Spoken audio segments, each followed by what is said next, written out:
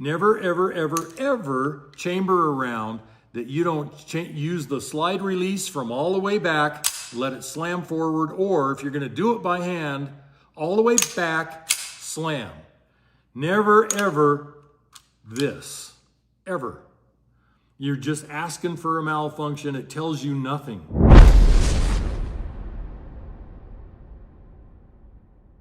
Hi folks, Tim Sundles here.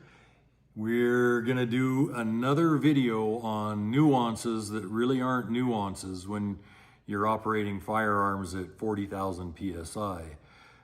They become very critical. My beautiful wife, Kim, is on my iPhone, and we're gonna talk about how damaging it is to the ammunition to chamber it over and over and over, or at least potentially damaging, and how it literally can get you seriously hurt. And we're also going to talk about why hand cycling a semi-auto is not an indicator of the reliability with which the semi-auto will operate with that ammo when it's fired with live ammo. The two are not similar, they're not the same, and they don't mean anything. So let's start with hand cycling first. We get a lot of customers that will email and go, well, I cycled the ammo in my gun and it won't feed. Really?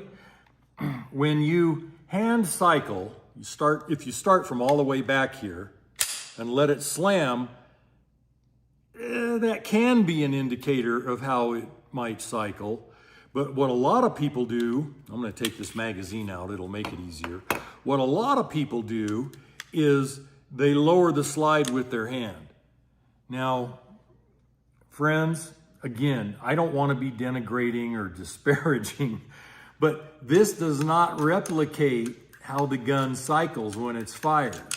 In fact, if you lock the slide all the way back and drop it from all the way back with your slide release, that doesn't replicate how the gun cycles when it's fired. When the gun is fired at tremendous pressure and speed, the slide recoils, hits the frame, and bounces back and picks up a round and chambers it. You can't duplicate that by hand. And so hand cycling tells you nothing.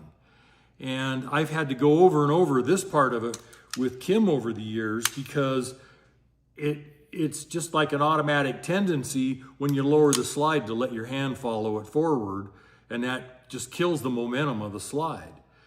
Never, ever, ever, ever chamber around that you don't use the slide release from all the way back, let it slam forward, or if you're going to do it by hand, all the way back, slam. Never, ever this, ever. You're just asking for a malfunction. It tells you nothing. One thing it will tell you is how your gun cycles when you do things improperly. I mean, some guns with some styles of ammo will still cycle just fine. So I wanted to cover that. Now, I'm going to lock this slide back open just because it looks a lot less scary. There's a lot of men Karens out there that'll send me a message saying how careless I am. Okay, if I can get my camera woman. Those are both 40 Smith & Wesson cartridges. You can see that one is shorter than the other. And you say, why is it shorter than the other? They both came out of the same box of ammo. Here's why. Somebody, namely me, for the purposes of this video, loaded it in the magazine and kept slamming the slide home.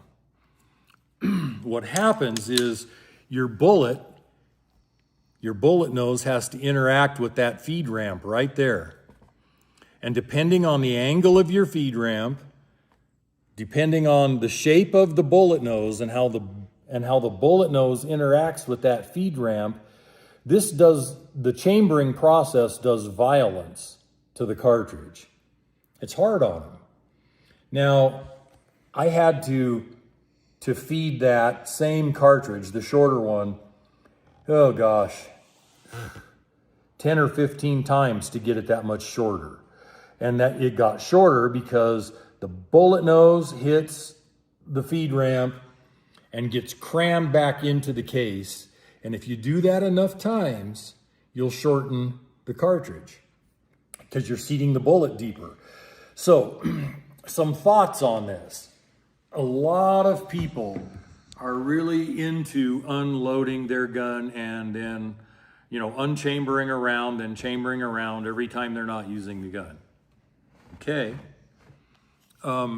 First of all, most negligent discharges happen either in the loading or unloading process.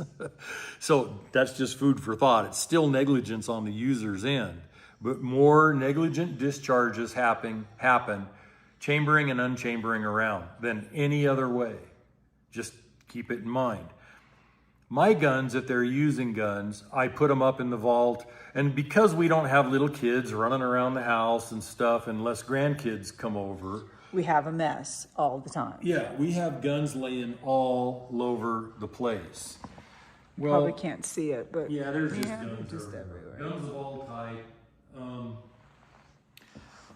I don't have to unload my guns, and I prefer not to. I'd rather make a trip into the vault, which is a buried vault, and put them away loaded than unload them and leave them out of the vault. Because every time you rechamber that same round over and over and over, you slightly batter it deeper into the case.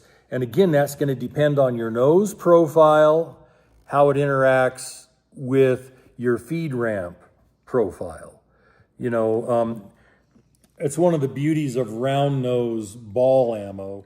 So if you're one of those people that has to or chooses to chamber and unchamber the same cartridge over and over and over, I would advise you to look at the overall length of that cartridge. Just compare it to one that hasn't been chambered over and over and over.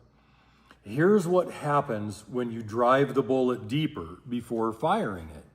As you drive that bullet deeper, it crowds the powder capacity more and more and more. When you crowd powder capacity, it's the same as adding more powder. Your pressures go up. Well, that can blow the case web out, can blow the gun up. It can cause a lot of problems. And if it's not already chambered when you go to chamber it, the fact that it's shorter than like SAMI standards could also cause a feeding issue. So I'm of a mind that if you have to rechamber the same round over and over and over, you keep your eye on it and just make sure that if it gets any more than 15 thousandths of an inch shorter, with pistol cartridges, that you throw it away. Don't shoot it. Oh my gosh, it's too expensive.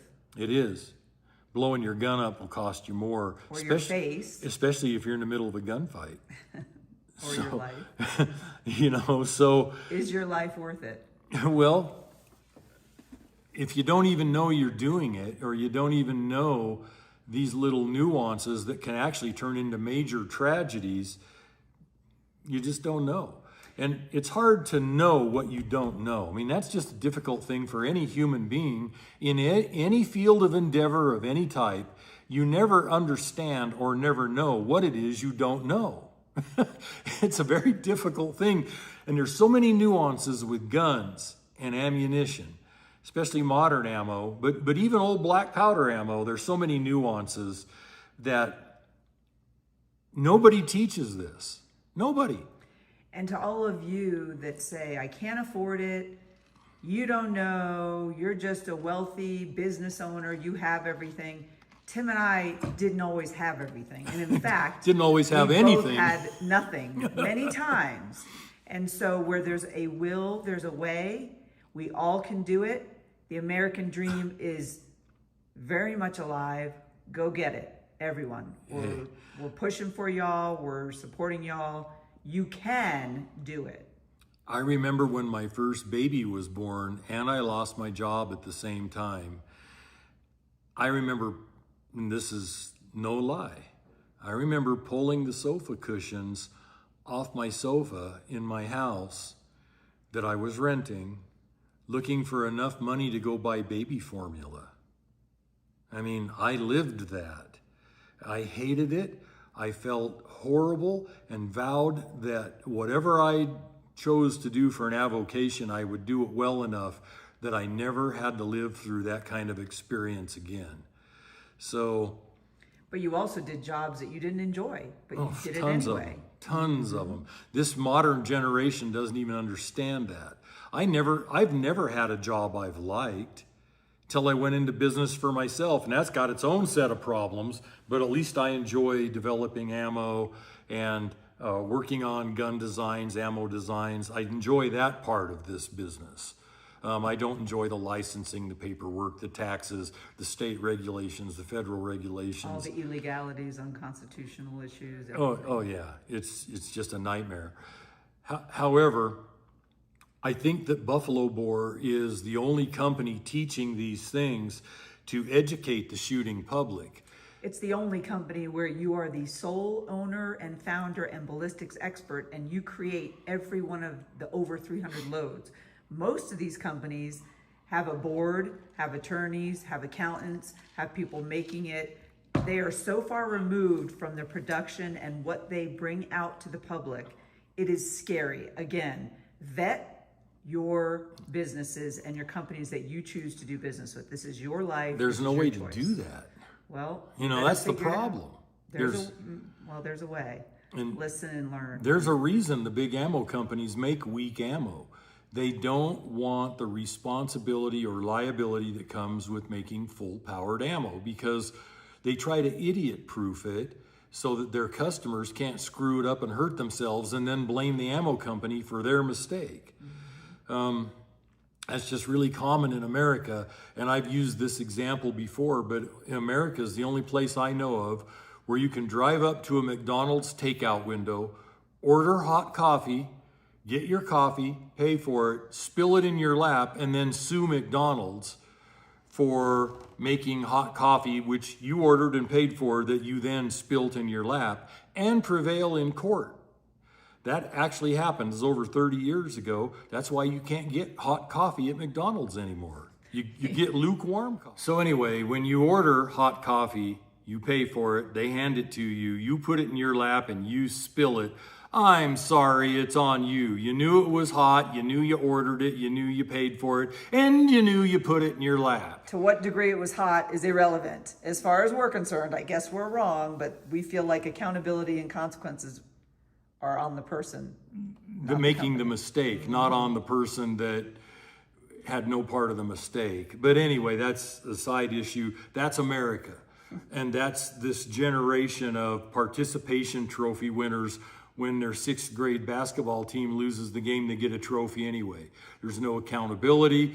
It's everything is up to everybody else. If I make a mistake, I couldn't have possibly. I got a trophy for winning the basketball game I lost. If you're a loser, you're a loser. Get better. Yeah, that's what winners and losers are about. That's how we learned. I mean, we had a pretty hard childhood, and I'm grateful for it. Can't tell you how many times my dad knocked me upside the head for doing something stupid and then trying to blame somebody else as a little kid, because it's human nature to blame somebody else. And you didn't have to go on anti-anxiety medicine. No, and I love my father too, and he bashed me upside the head more than once, and before all you Karens say we aren't giving credit to people that actually have mental illness, we understand that. Again, we have kids, family, friends. Mental illness is real. We understand that. But it's not my fault. About the overzealous, ridiculous world we've come into, where everyone's claiming it that is not necessarily. Anyway, folks, we are showing these videos to help people understand the dynamics of shooting at different kinds of guns.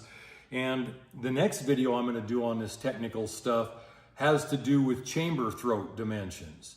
And it's also very important because people can't diagnose it when they're having chamber throat dimension issues. They think it's something else, and it's not. So we're going to get into that one as well. just in a different video. Folks, we care about you, and we hope that God blesses you, and we'll see you on the next video.